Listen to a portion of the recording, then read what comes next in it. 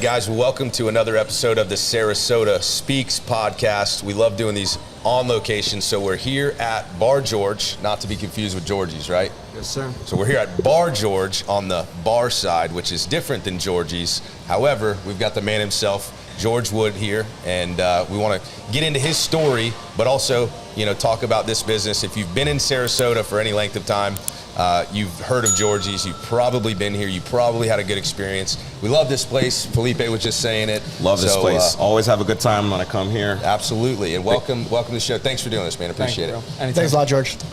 So I want to start it off with the first time I was ever actually here, which is funny because that was when I met you. Yep. We realized we had some mutual friends and things. But you had an awesome story, so much so that I have probably the worst memory of more people than you probably know. My wife makes fun of me constantly. But I remember the story because it's such a unique story, right? Not many people drop out of high school. For sure. Period.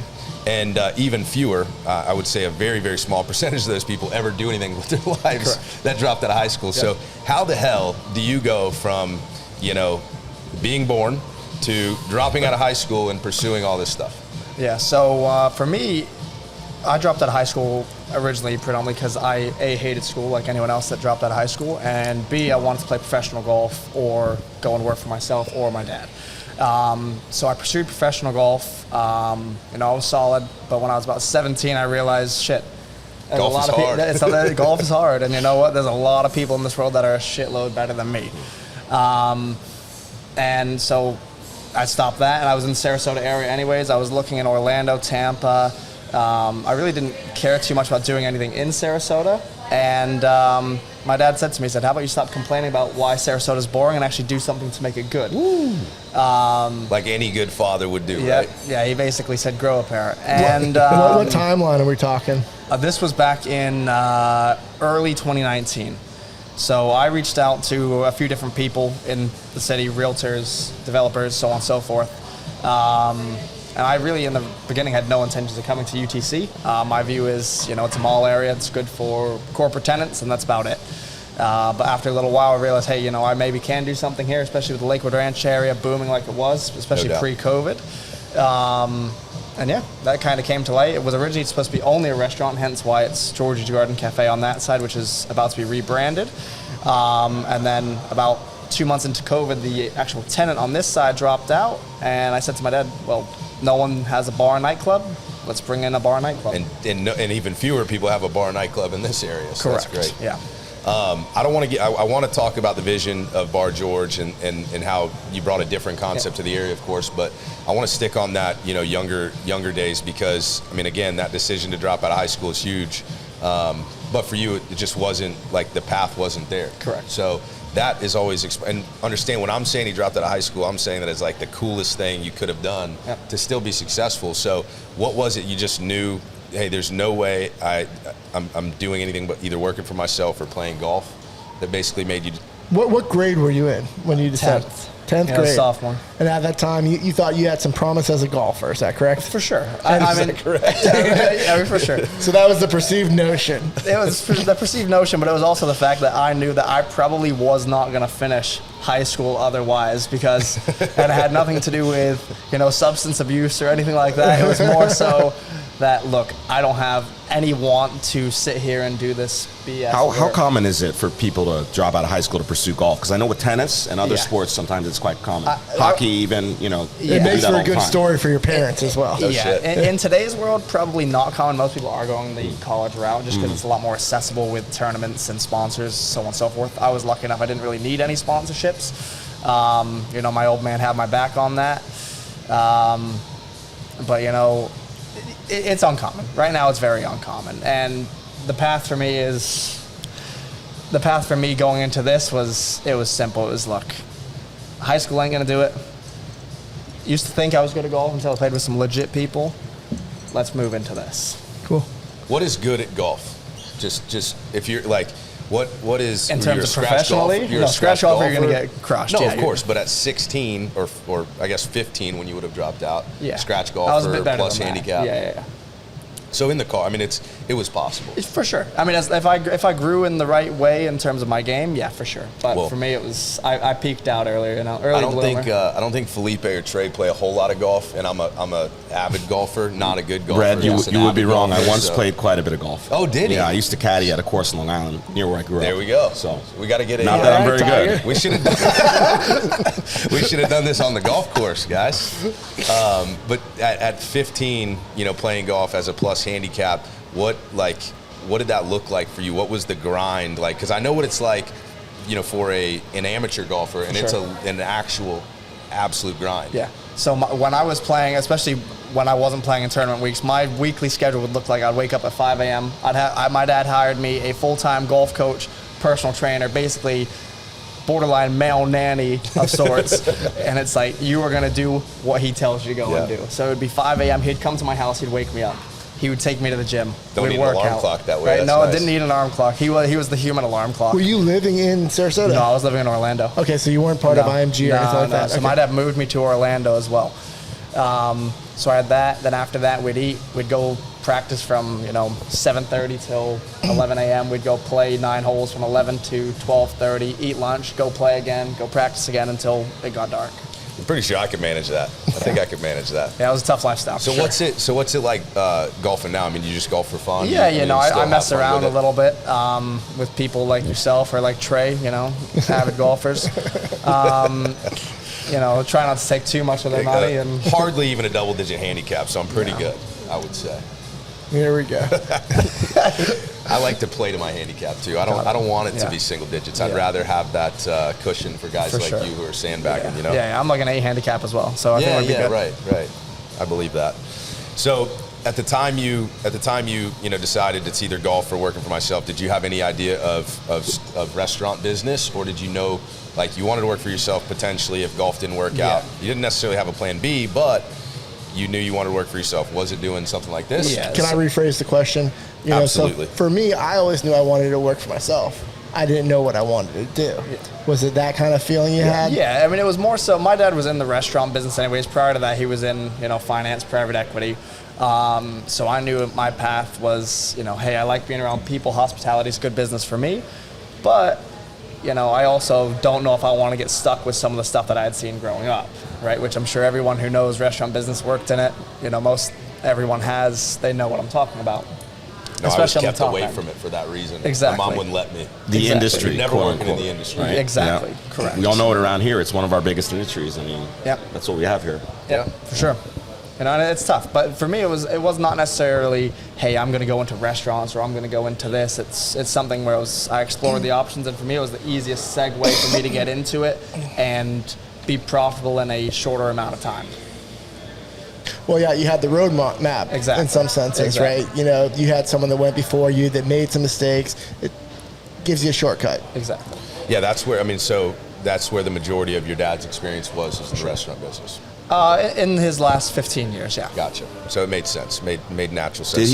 Did he do PE with restaurants? No, he didn't. So my dad was, for the longest time, his company was bought out by Merrill Lynch back in 1996, and then he worked under them as an executive for 7 years, and then he basically retired. He had enough of just the finance business in general, and he jokingly bought a restaurant for my mom as a birthday present, as hey, here's something for you to do. What a great birthday present. Exactly. The common line is, what's the best way to do something with your wife when you're in your 40s? Buy her a business that loses $10,000 a month. Why not? I was just talking about this earlier with someone else. There's a particularly crude meme that I won't. Exactly. I think I sent it to you, Trey. I know exactly what you're talking about. I might even send it to you too. That's great.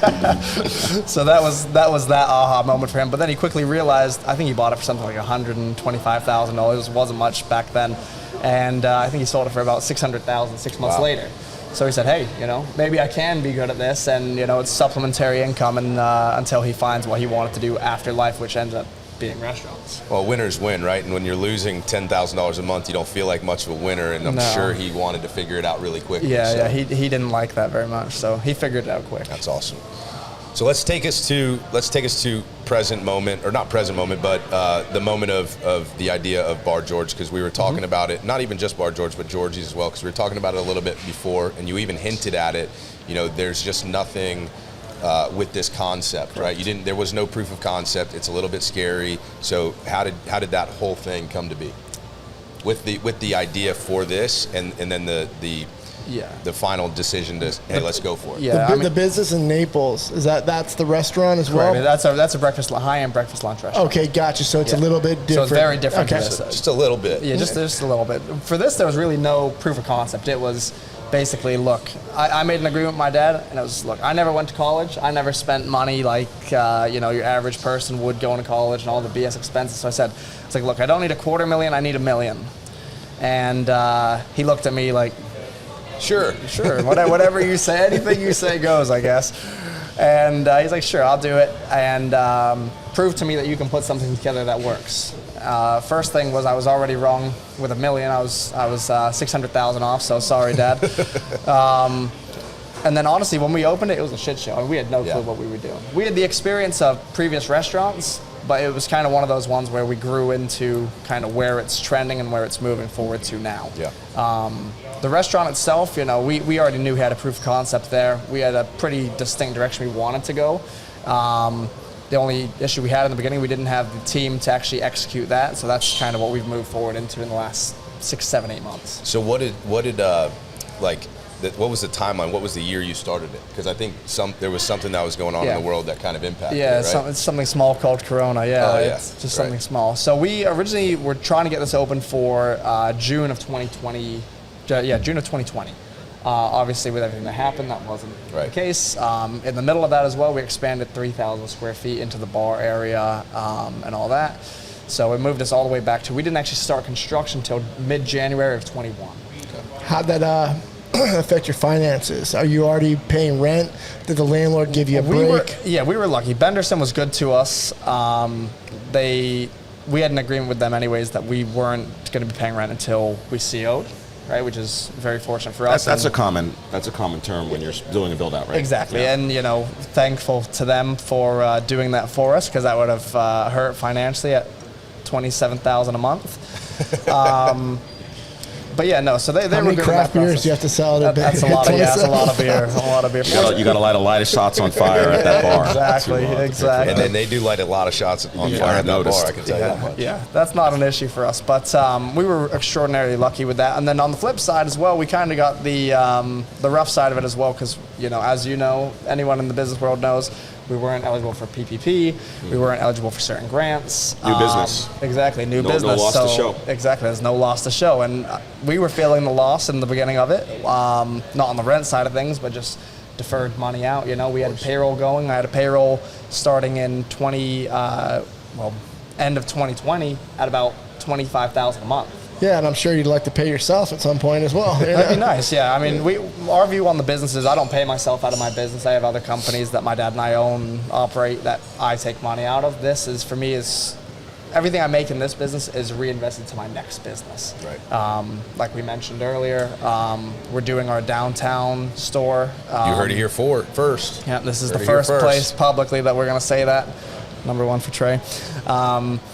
So that's kind of where this money is kind of reinvesting itself into, and that's kind of the plan for the next 5 years. So you got a vision for expansion? For sure. I mean, my goal has always been, and I've said this in multiple Sarasota news sources, and I got a lot of crap for it online from a lot of local people, is this was never about a singular operation. This is about a growth in the area of, if it's 5 units, it's 5 units. If it's 10, it's 10. There's really no number in our head that we say, hey, we want this, just because we don't know how the area is going to grow in time, and we don't know conceptually what the area wants. My biggest want out of my businesses is how do I grow them, and how do I create opportunity for a lot of the people that I have, especially now on the beginning grounds of it, all the way to, if we're 10 years down the line, and let's just say it's a company that grosses $100 million, how do I bring those people with me now all the way to that point? And that's literally always that's the the goal of most entrepreneurs, right, is to build a sustainable business that, you're bringing people up with you. And obviously, you've created a place that's fun, so much so that we even see you here quite often, right? So it's not just a place that you started and then said, all right, have your fun. You're here in the mix pretty regularly. Exactly, yeah. We don't believe in just building a concept and handing it off. It's at the end of the day, it has my name on it, no different than my dad's money and my money in it, right? So we take a lot of pride in what we do, and it has to operate to a standard. And our first year, it was really trying to figure out how do we build a standard for our people to work through, and then when we expand and hopefully we're doing it in the right timeline, it will end up having the same characteristics as this business, so it can continue to thrive. I'm going to defer to Trey here a little bit because I want Trey to kind of share some of the vision for the Sarasota Speax podcast and why it's like just such a unique and great fit because of the concepts that you're bringing to the area and the concept that we're trying to create in changing the, again, defer to you. Let's let Felipe give it. He does a good job of giving the 30-second elevator. Yeah, the concept of the podcast was always, everybody thinks of Sarasota a certain way. This sleepy retirement community, it's mostly older, which technically they're correct. It is one of the older metropolitan areas in the United States, but there are a lot of interesting people here, but they're doing things, and if you don't know them, you don't know them. So we wanted to kind of have a venue where people would have an opportunity to get to know some of the people we've been lucky enough to know and see what's really going on here in Sarasota. And there's a lot of great entrepreneurs, business people, nonprofit folks, philanthropists. I mean, you name it, we have it here in town. Even some of the retired folks come from amazing backgrounds that have a lot to add to this community. So. Yeah. No offense to you retired folks, no right? No offense at all. I'm including we're all still that. Working, so. Retired folks have roofs too. They do. And they also eat and drink. Retired folks eat and drink. That's right. And they also need insurance. Yeah, something you said earlier resonated with me, and that's you get a lot of garbage from locals about the growth. Yeah. But listen, I mean, growth is what makes us grow. Yep. Right? Growth is what makes all of our businesses grow. That's new opportunity. Yep. Ida, make sure we get a meme with that on it. Growth is what makes us grow. We need that for Felipe with his beautiful face on it. With a little quote. Bam, that hits. But I wanted him to share kind of the background and the vision of the podcast because I love the way that it aligns with what you're doing. But if you could kind of just boil it down into an executive summary of maybe just for Bar George, or you can do Georgie's too, or you can do them separate, but kind of your target market, the demographic, what you would like to see the role that Bar George, your other location, plays in the nightlife community, the restaurant community in our local area. Sure. From a demographics perspective, there's no, obviously it's over 21, that's what we're shooting for. We're looking for people that are, Legally, please don't bring your fake ID here. People who can buy drinks. Exactly. Legally. But no, what we're really shooting for is just people that are looking, specifically on the bar side, to have a good time. Right? It's about having a good time, bringing people here.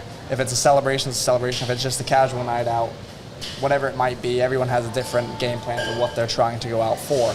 But we're really trying to be the paramount of the place to go to when you are going out. That's really the idea.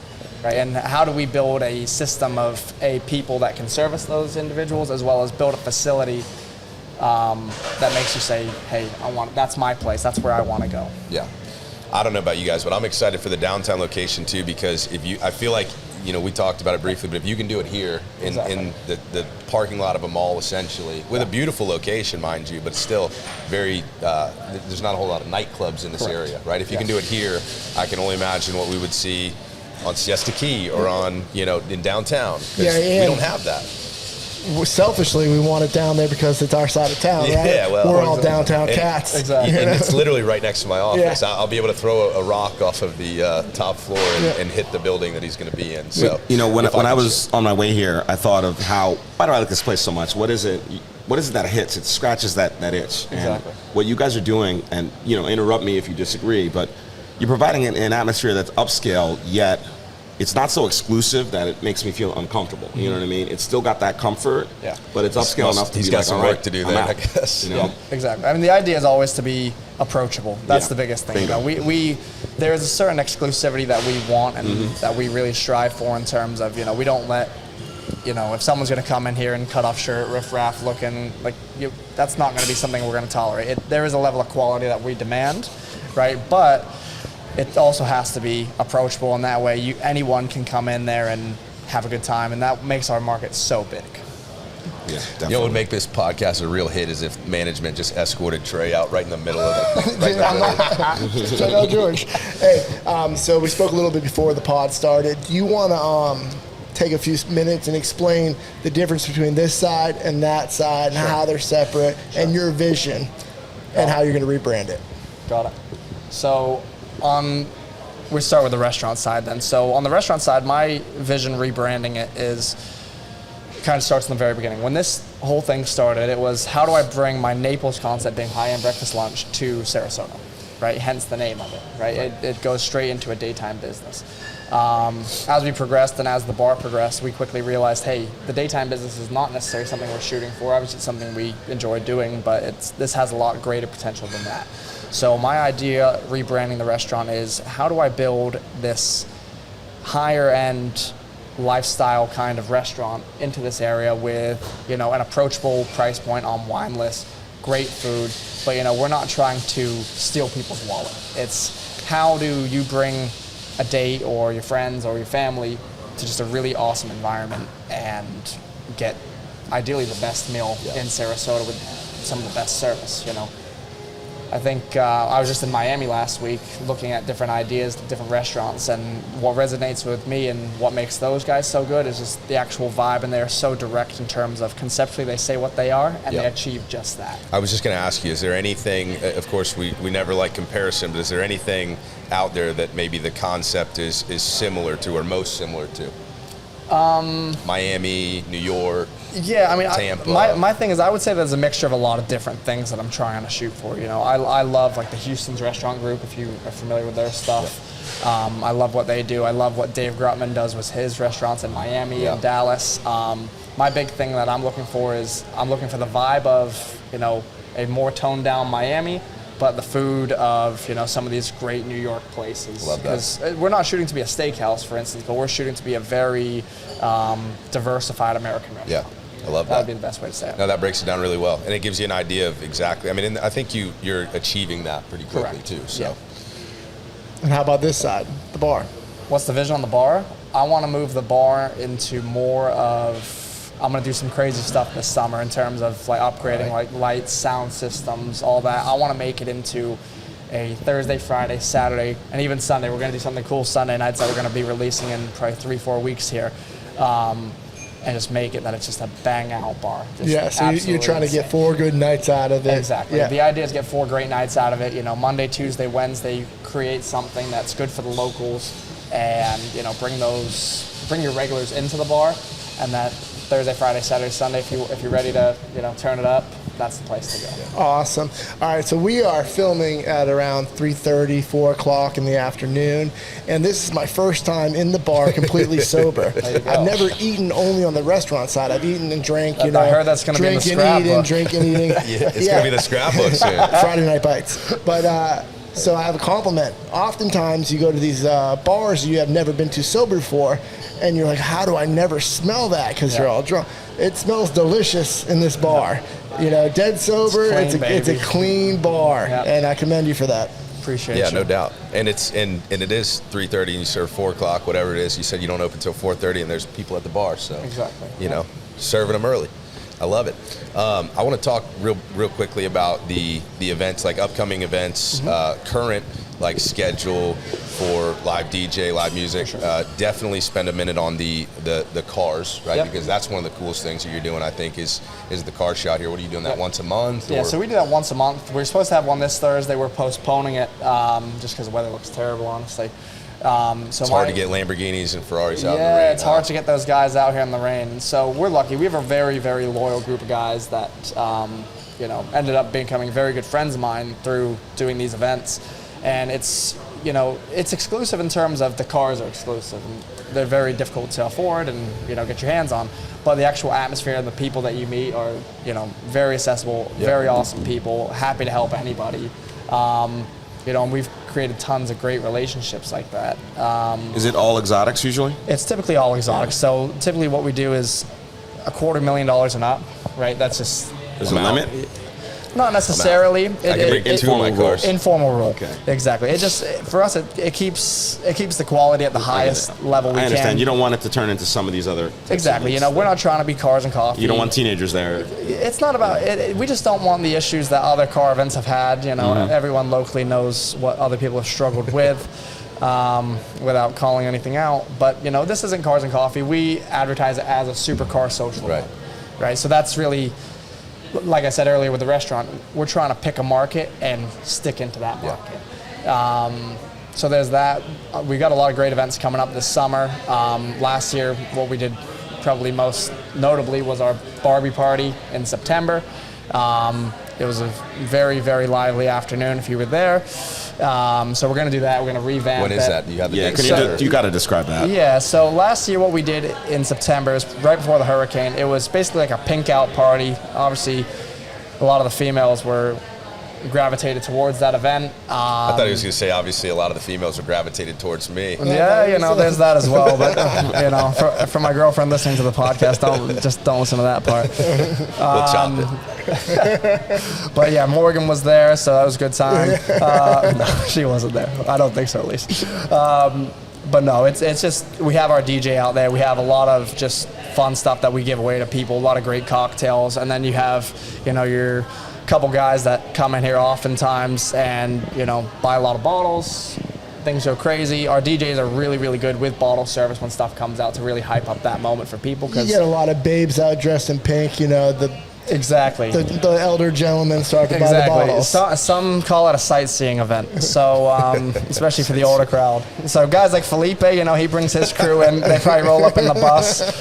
You know, it's a really good event for them. So if you think about it, where else do you see bottle service in Sarasota other than like Beach Club, right? Club, like yeah. you don't go out and see bottle service. Like you're not in Vegas, you're not in Miami. Good luck going out and finding somewhere you can get a good bottle service and have that higher end, night out. So you guys do that on any given Friday, Saturday? And yeah, Thursday, Friday, Saturday night, yeah. Okay. And then we talked a little about the supercar event and the Barbie event. Anything upcoming in the very near future that we can very, highlight? very near future. Don't you guys have a country concert coming up? I heard it on the radio today. We do have a country concert. No That's way. technically not our concert. That's UTC's concert. Okay. Well, that's a pretty good pub because on the radio today I heard, Bar George. Really? That's they interesting. mentioned Bar George in the promo. That's so news to me. good I for you. guess I better jump Free on that promo. quick. Free promo. Yeah, Can't throw beat Trey that. on the marketing team. Well, there is that, I guess. So this weekend we've got Memorial Day weekend. One of our good friends, mutual friends of everyone here, Eric, is bringing Loud Luxury, the DJs here, which is going to be really fun. If we're lucky, they might play a few of their songs, which would be great. And then we're going to be doing a few events. We're going to make every other Saturday through the summer, we're going to do some big event. If it's going to be, let's just use that as the country event, or if we're going to be doing a Barbie party or whatever it might be, just trending into those I saw events. something singles night the other day. Yeah. On Wednesday nights, we do try to do singles nights. There is a large single population in this area. And then a large population that claims to be single. Exactly, a large population. I looked at Trey, I didn't mean that. Yeah, I'm not looking at Trey. But there is a large population. I'm sure a lot of people have seen the Are We Dating the Same Guy on Facebook. I've heard about this. Yeah, I think Trey's popped up a couple times. I think Trey's a very common name, it's not his fault. I think Morgan posted him on every one. Just clearing the decks Just out. get ahead of it. Yeah, no, but that's a good event for singles. And it's not, it's not exclusive to singles. It's something we do to kind of just open the door for people that, might not be comfortable in that atmosphere or recently single or, whatever their situation might be. It just gives them a place where, hey, that's friendly to maybe what I'm doing or where I'm at in my life. Well, I think that is a big difference between your business currently, the events that you're doing, the events you're drawing people in. When you start in a location such as this, you have all this foot traffic, you have all the people here, but it's not necessarily your market. Yeah, there's no guarantee, right? I mean, if you look around where we are, and there's a ton of traffic. It's great. I mean, that's what you pay your rent for, right? I mean, it's all traffic around you, but you have to build your own brand. You have to build your own business. Yeah. Because if you don't, you can have any restaurant you want, any bar you want, but at the end of the day, people walk by you because you are just the building at that point. Yeah. So Go ahead. Yeah, so I got a couple of softballs. What's your favorite dish personally at the restaurant? Favorite dish personally at the restaurant? Right now we have an amazing ahi tuna dish. I'm a big seafood guy. I'm super picky with steaks, so everyone's going to think I'm a snob. So on the steak side, it's going to be our 10-ounce Wagyu strip. It is American Wagyu as well. I prefer American Wagyu to Japanese. It's not quite as rich. You know, Japanese Wagyu makes you feel like after you eat it, you might want to die. Or brush your teeth. Or yeah, I mean, it's just, it sits in your stomach heavy. Yeah. How about your favorite cocktail? So, favorite cocktail right now, anyone that really knows me knows that I love chocolate stuff. So, a chocolate martini for me is absolutely top notch. How sweet of you. That's adorable. That is adorable. Very cute. That is adorable. You know, the ongoing joke with a lot of my bar staff was, how do we make an adult chocolate milk? Which I laugh at, but I don't appreciate. You know, as I get enough crap for being 23 years old in this business anyways. So, 23 years old. We didn't even talk about that. We breezed right over it. But 23, that's pretty That great. is awesome. You know, I was trying to do the math when he was dropping out of high school. Like, it seemed like last year. I'm like, yeah. Trey's actually old enough to be my dad. uncle. Facts. Uncle. Facts. Are you a A craft solid- beer guy as well? Or? I am not a craft beer. I honestly barely drink myself. Yeah. I look at myself as more someone who excels in promotional stuff as well as hospitality in general. Yeah. Right? Like I love to be around people, love putting on a great event for people. You kind of feel like it might be a bad mix to it's, be yeah, an it's very bad alcoholic mix to going drink. a bar, You know, it's high on your own supply. It's rare that you'll ever On see the me drink insurance much side, air. they're always rated up for life insurance. If you're a bar owner, a restaurant owner, I mean, because it's just the nature of the industry, right? Yeah. So it's probably good you dabble. So You what only you're saying is dabble. people in our business are problematic. Very problematic for a life insurance So company. what's at the top of the scale? Like air traffic controller, Trey. air Yeah, traffic Trey- controller, Trey's bar at the top. Bar owner, trade, bar owner, roofer. Yeah, exactly. Air Roofers traffic control, gotta probably be a up little there. bit, but more so if you're in the plane, I would think more than air traffic control. But I know we've kind of hinted at it. I don't know how much you can actually share, but I think to kind of bring us home, the future concept of the downtown restaurant, what you have, prepared. Same name? No, different name. So Okay. we're going to brand everything under our restaurants management group. Our biggest thing downtown is we obviously know the nightlife downtown is huge. Lunch business will probably not be in play. We'd probably leave that for private events, corporate events, anything in that realm. It's a really big market down there that Damn. unfortunately we don't really There goes tap my lunch too. spot next Exactly, door. yeah. Well, we can figure something out for you. We'll have someone on site. There you go. Office catering. Perfect. But our big key down there is how do we build, I want to build a more casual style steakhouse, right? But I also want to build a more casual style steakhouse that has an actual club bar inside of it. And where I'm going to go a lot different with it is I'm going to make the entire thing kind of function as one. So when if it's 9 o'clock, 10 o'clock, however it ends up functioning, all the lights will be built into the space. DJs, I'm gonna have the DJ, we just went through planning on this already with my team, and we're gonna put the DJ up above the bar. That's awesome. So like where we have our main chandelier at UTC, we're gonna put a DJ up above that on a platform that's, the idea is to have it spin. Right? How we're going to do that with wiring, haven't figured that part out yet. But we're going to get there. And if you go there, a year from now and you see this later on and it doesn't spin, just don't worry about don't it. give us a hard time about it because this is all in theory at this point. One thing from concept, the reality is a little different sometimes. Exactly. I'm sure you can figure it out. We'll There's figure got it to be out. a way. But where we're going to be really, really hitting the nail hard of downtown is how do we build an absolutely phenomenal. My goal, truthfully, is I want to find a way to either win a James Beard Award or a Michelin Award. Right, both are extremely difficult to get. There's a lot of different criteria that you have to hit, but we are building the space to achieve that. I'm lucky. My corporate chef from Naples, I was lucky enough to move him up here 6 months ago, and he's absolutely phenomenal. He's worked for my dad, myself. I've seen a lot of menu changes and additions and things too. Exactly. My view on how we've kind of gone at UTC was we started mediocre in terms of menu to solid. We're actually releasing another one in mid-June, which is my version of the very good, and then on the rebrand in October, that's going to be that pinnacle menu that we're going to roll with.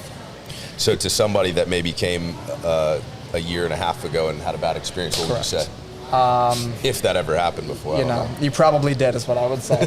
Our first 6 months were rough. Anyone in the business would tell you, even when you start any business, it's tough. Yeah. And I think where the majority of actual business owners would understand, and they would say, hey, you know what? You had your growing pains. You got past that. Now you're operating.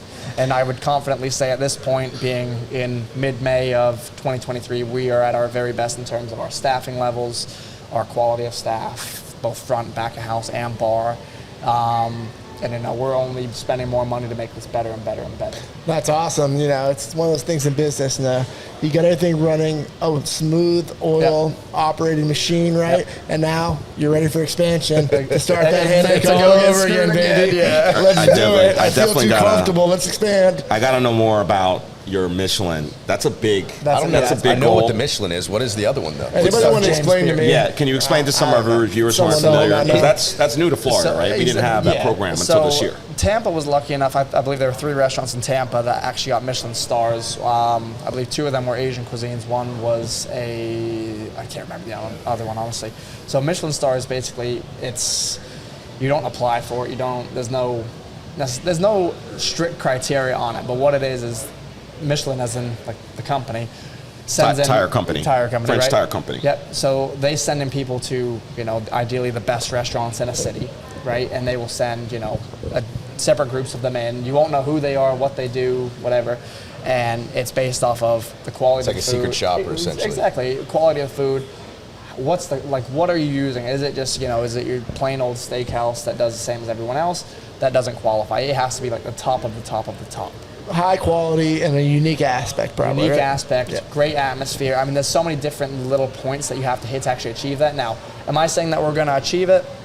Who knows? Maybe. I mean, we are building the actual unit out to succeed on that goal, right? We're not really sparing any expense on it, because for us, it's a 5,500 square foot place with 3,000 square feet outside that we're probably going to spend about $3 million on. Wow. Right. Wow. So we're going to try to hit every single point on that, and hopefully, if we don't hit that, we fall short with being mentioned by them. Right? That's my goal, because I think where I want to move into my career, especially in the restaurant business, is how can I be in Sarasota #1 in terms of culinary expertise, culinary operations, so on and so forth. That way I can easily move my brands into, the Tampa market, the Orlando market, and hopefully one day even, the Miami market, which is ultra competitive. Yeah. I love the ambition, because you're not just trying to be a big fish in a small pond. No. Not that Sarasota's that small of a pond, but still. It is. You're shooting literally for the top. I mean, Michelin is that's the gold standard for the finest restaurants in the world. Period. No one argues that. Yep. And and I love that you've laid it out and you're making the investment on the front. I'm a big fan of the old Yogi Berra quote: "If you don't know where you're going, you just might get there." Exactly. So you definitely have a vision where you're going. Yeah. And I'd love to see you get there. Yeah, I appreciate that. Yeah, I mean, it's definitely a long road. This is, hopefully it's a 20, 30-year journey in terms of where the companies go and what we can achieve. But, hey, we'll see. Great. That's Great, awesome, man. You want to ask him who we might want to see on the podcast? Yeah, so would love some suggestions on, I know like Jason Hug, Yeah. he's one of the guys that doing your car show. I go back with him. I used to train with him when it wasn't Steel Supplements over there. It was just his Steel Smoothies. I don't even know. Before Steel Smoothies, it was Elite Nutrition, Yep. it was Elite Nutrition. Back in those days, Yep. used to go in there and train at the YMCA above. So we got to get him on here. Yeah. Eric, we've talked about several times. Gary, some other people, but anybody that we're missing that you would love to see or suggest or make the intro to. Yeah, I mean, there's... Invite them. Look in the camera. And, Because listen, we know a lot of interesting I mean, people, but you know a lot of interesting people too. Sure. What we might do not with know, this is we right? take it, chop it up into a clip, and then send it to him directly as a referral. I'm trying to think who would be a great addition to them other than who you've said.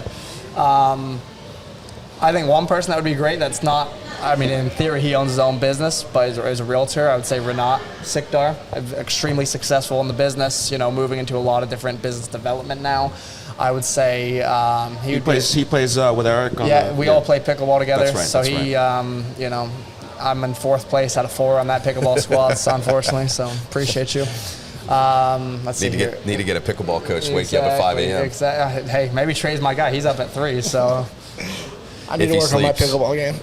If he sleeps. Well, listen, I appreciate you coming on. We all appreciate you coming bro. on. Hey, thanks a lot, man. We'd love for you to bro. like, Appreciate subscribe, comment. Let us know that you've seen this. Let us know who you'd like to see on the Sarasota Speaks podcast. And we'll see you next time.